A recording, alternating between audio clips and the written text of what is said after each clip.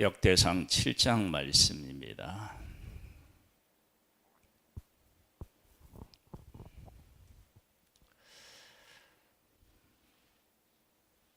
족보는 단순히 누구를 낳고의 의미만 있는 것이 아니고 노아의 족보에서 보듯이 삶의 이야기를 담고 있습니다. 그 삶의 이야기를 담고 있다라고 하는 것은 족보는 어떤 결과물을 만들어 낸다라고 하는 것입니다. 즉 내가 지금 이 자리에 있다 그러면 내가 이 자리에 있는 것에 대한 모든 내용을 족보가 담고 있습니다. 부모가 있으니까 할아버지가 계시고요. 그래서 내가 태어난 것, 물리적으로 내가 태어난 것, 그것이 있고요. 또 하나님의 백성이 지금 역대기를 쓸 때는 포로로 잡혀가 돌아왔잖아요. 그러니까 우리는 왜 포로로 잡혀갔었나? 그 내용이 족보 안에 다 들어있는 거예요. 부모님들이, 우리 조상들이 이렇게 살았기 때문에 우리가 이렇게 될 수밖에 없었구나 하는 내용이 족보 안에 다 들어있는 거예요. 한번 보겠습니다.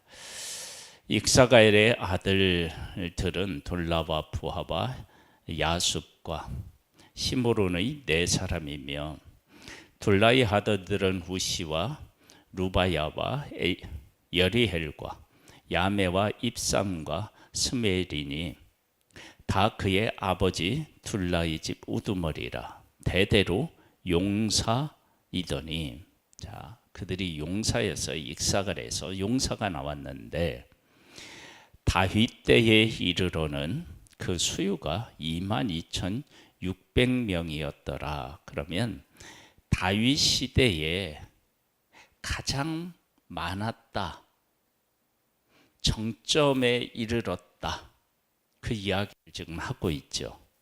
그러면 용사였는데 그 용사의 수가 정점에 이르렀고 그 수가 그렇게 많았다는 얘기는 단순히 많은 것으로 그치지 않고 그들이 다 가장 용감한 용사였었다. 그 용사였으면서도 많았다. 근데 그때가 언제였다고요? 다윗 때였어요. 그럼 다윗은 어떤 사람이었느냐? 그러면 전쟁을 많이 한 사람으로 하나님과 함께 전쟁에서 계속적으로 승리했던 사람이 다윗입니다. 그러니까 하나님께서는 다윗이 하나님의 뜻대로 살고 하나님의 명령에 순종하니까 그가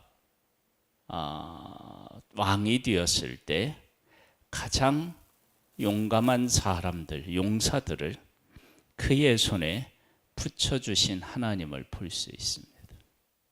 그러니까 내가 무엇을 하려고 한다, 어떤 사람이 되었다, 그러면 거기에 필요한, 그것에 필요한 모든 것들이 이미 다 준비가 되어 있는 거예요. 내가 바벨론의 포로로 잡혀간다. 그러면 잡혀갈 수밖에 없는 모든 요소가 다 그런 요소들로 다 채워져 있는 거예요. 만약에 내가 회복을 한다 그러면 내가 회복할 수 있는 모든 것들이 다 있는 거예요. 그것이 족보하고 밀접한 관련이 있는 거예요.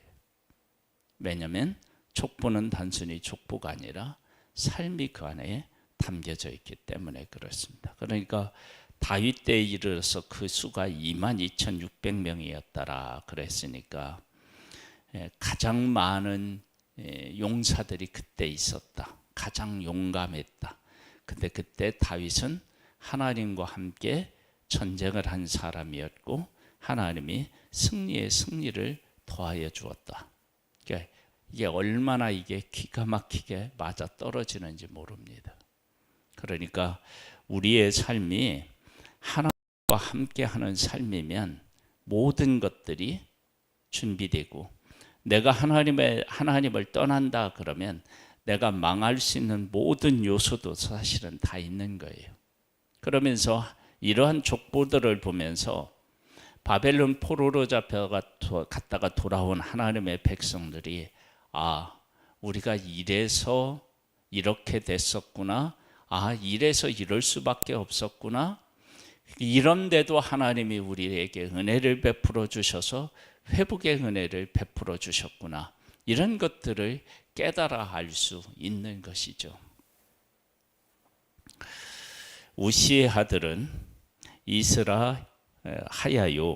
이스라하야의 아들은 미가헬과 오바다와 요헬과 이사야 5사람이 모두 우두머리며, 그들과 함께 있는 자는 그 계보와 종족대로 등이 출전할 만한 군대가 36,000명이니 이는 그 처자가 많기 때문이며, 그의 형제 이사갈의 모든 종족은 다 용감한 장사라.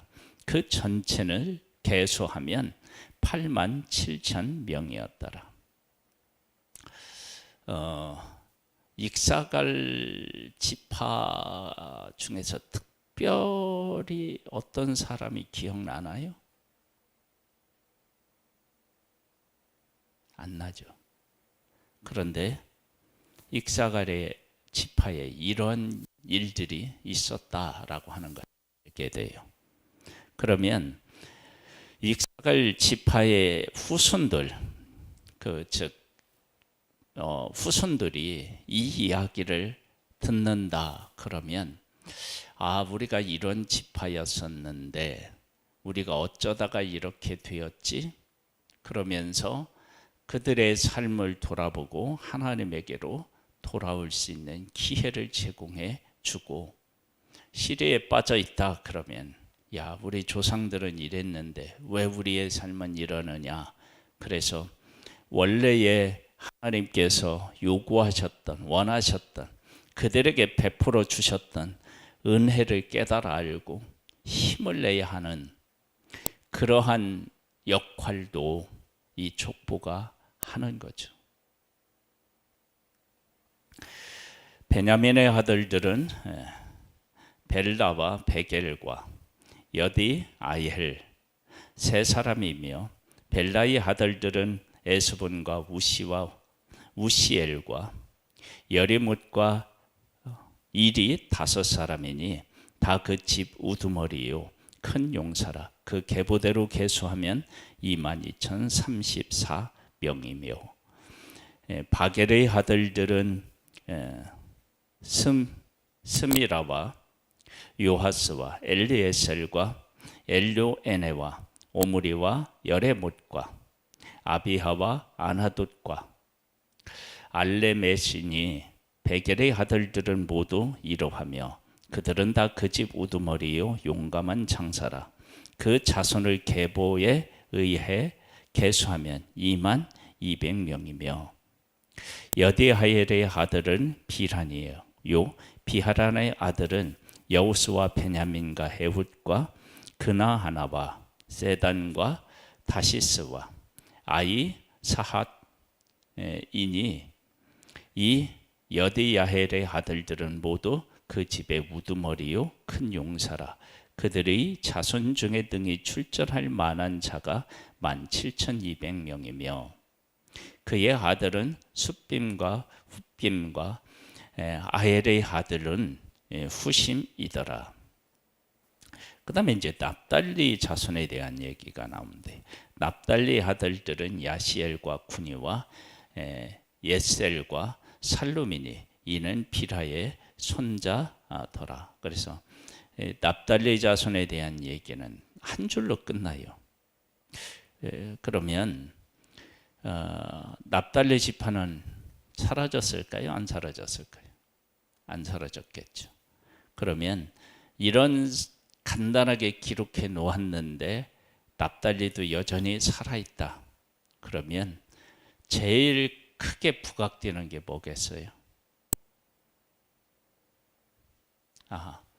하나님께서 이 납달리를 연약하지만 붙잡아 주었구나.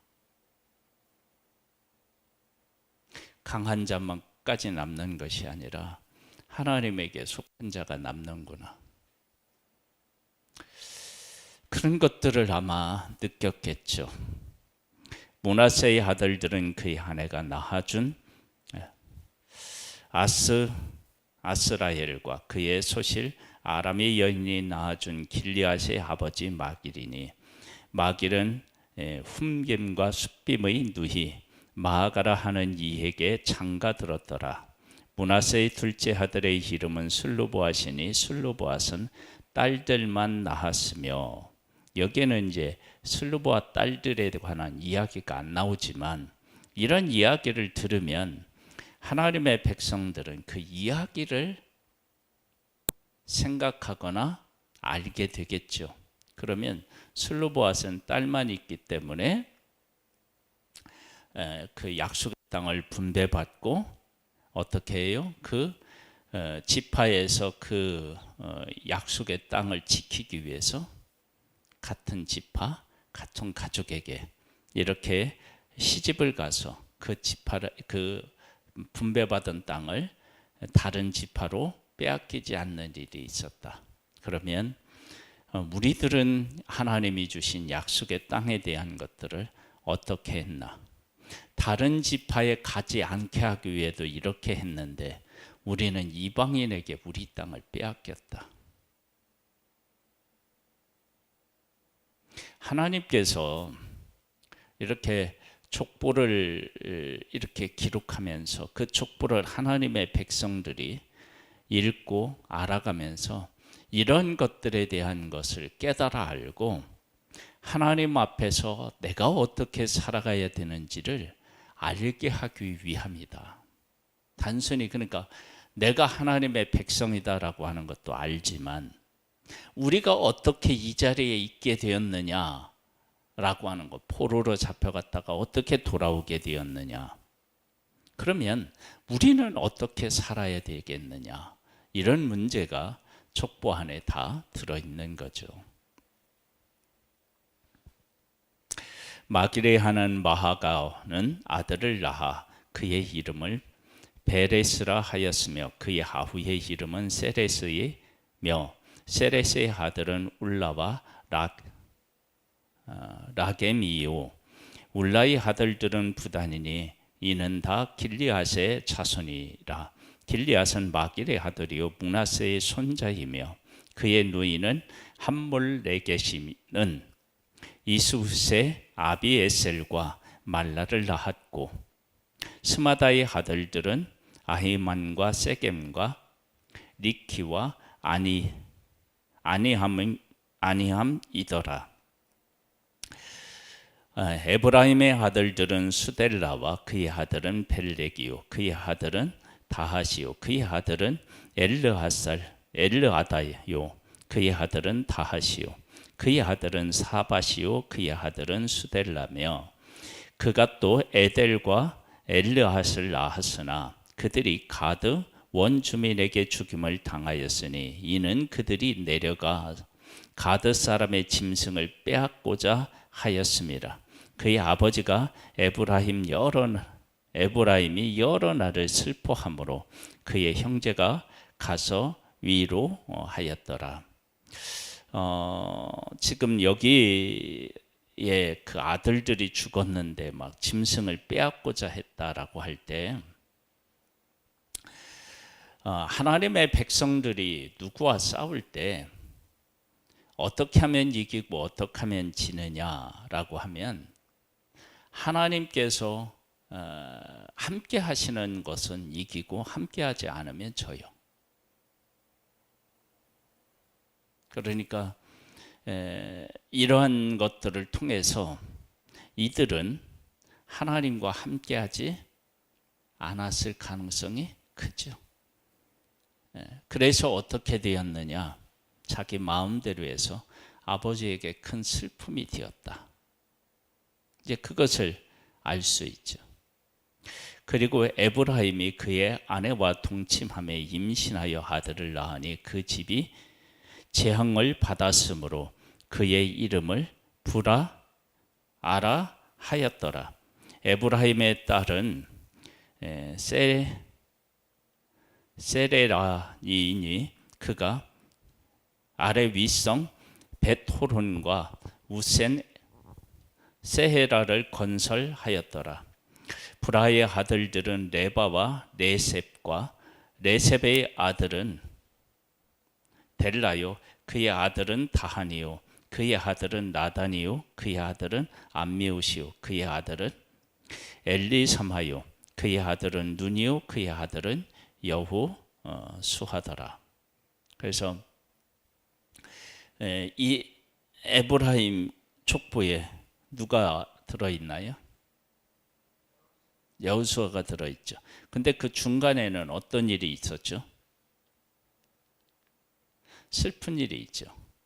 근데 그 슬픈 일 이후에 여호수아가 이렇게 낳았다, 있었다. 그러면 이것은 그 일이 그 가문의 교훈이 되었다라고 하는 사실을 우리가 생각해 볼 수 있습니다. 그래서 어떤 일을 통하여서 교훈을 받아서 우리가 살아가면 우리의 삶이 바뀔 수 있음을 알 수 있습니다. 에브라임 자손의 토지와 거주하는 베델과 그 주변 마을이요 동쪽에서는 나하란과 서쪽에는 게셀과 그 주변 마을이며 또 세겜과 그 주변 마을이니 아사와 그 주변 마을까지이며 또 므낫세 자손의 지게에 가까운 베스한과 그 주변 마을과 다하낫과 그 주변 마을과 무기또와 그 주변 마을과 돌과 그 주변 마을이라. 이스라엘의 아들 요셉의 자손이 이 여러 곳에 거하였더라. 요셉이라고 하는 사람이 그 애굽에 가서 이스라엘을 살리고 또 큰 일을 감당했던 사람인데 그가 어떠한 과정을 거쳐서 이 땅에 태어났는지에 대한 이야기를 기록해 놓고 있습니다. 이제 그런 것들을 통해서 내가 누구인지, 내가 왜 이 자리에 있는지, 내가 어떻게 살아야 되는지 이런 부분에 대해서 그들이 생각하고 그리고 살아야 되는 일, 이것은 족보에서 아주 중요한 의미를 담고 있다.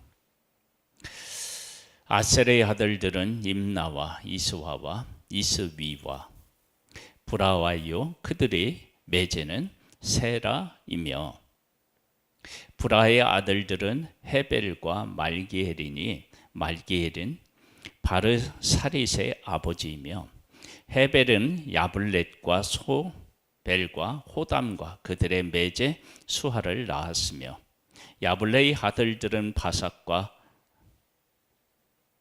빔할과 아스왓이니 야블렛의 아들은 이루하며 소벨의 아들들은 아이와 루가와 호바와 아람이요 그의 아들은 헬렘의 아들은 소바와 님나와 셀라으스 아마리요 소바의 아들들은 수하와 하르네벨과 수할과 베리와 이무라와 베겔과 훗과 사마와 실사와 이드란과 브레하요 에델의 아들들은 여분네와 비스바와 아라요 올라의 아들들은 라화와 한니엘과 리시아이니 이는 다 아셀의 자손으로서 우두머리요 정선된 용감한 장사요 방백의 우두머리라 출절한 마른 자를 그들의 계보대로 계수하면 26,000명이더라. 오늘이 7장에서 익사갈 자손의 계보를 이야기하면서 그들 가운데 우두머리 중에 용사들이 다 있는데 이 용사들의 수가 다윗 때의 정점을 이루었다. 그러면 다윗은 하나님과 더불어 용감히 싸웠던 왕이었는데, 그리고 주변을 평정했던 왕이었는데, 그 왕 때 용사가 많았다라고 하는 것은 하나님의 말씀대로 살면 하나님께서 그 말씀대로 살아간 사람에게 베풀어 주고, 또 그가 맡은 사명을 얼마든지 이룰 수 있는 것들이 이미 어떻게 돼요? 다 준비된 거예요.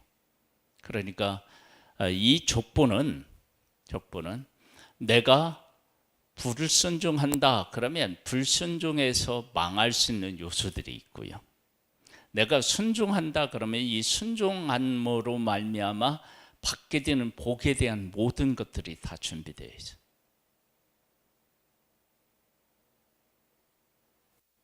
이스라엘 백성들이 포로로 잡혀갔다가 돌아왔어요. 그들에게 나라를 새롭게 세우려고 한다. 그러면 나라를 새롭게 세울 수 있는 모든 것들이 다 어떻게 됐을까요? 준비되어 있어요. 이제 그런 내용들이 이제 에스라, 느헤미야, 에스더에 보면 중간에 핍박은 있어요. 근데 왕의 명령 그것에 기록되어 있어요. 후원해 줘라, 그들을 도와줘라, 뭐 이런 것들이 다 있다고. 그래 결국은 어떻게 되느냐면 그 어려움을 극복하고 공사를 완공하고요. 다 해요. 그러니까 이 족보는 단순히 사람의 이름만을 기록해 놓는 것이 아님을 알 수 있어요. 그래서 내가 납달리의 후손인데 역대상에 보니까 납달리 후손은 이렇게 짧게 기록되어 있다. 그런데 내가 납달리 후손이다. 하나님께서 이 12지파를 하나님이 택하시고 그들을 하나님의 백성으로 삼으셨는데 나도 하나님의 백성으로서 이렇게 끝까지 살아남고 또 내가 할 수 있는 역할들을 할 수 있도록 하나님이 붙잡아 주셨구나.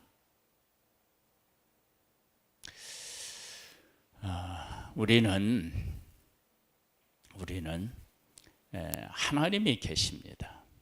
그러면 그 하나님을 믿고 그 하나님 앞에서 우리가 이제 결단하고 살아간다 그러면 하나님께서 그렇게 살아가는 사람, 그렇게 결단한 사람, 결단해서 그렇게 살아가는 사람에게 하나님께서 다 준비해 놓고 계시고 그 일을 이루시는 분이십니다.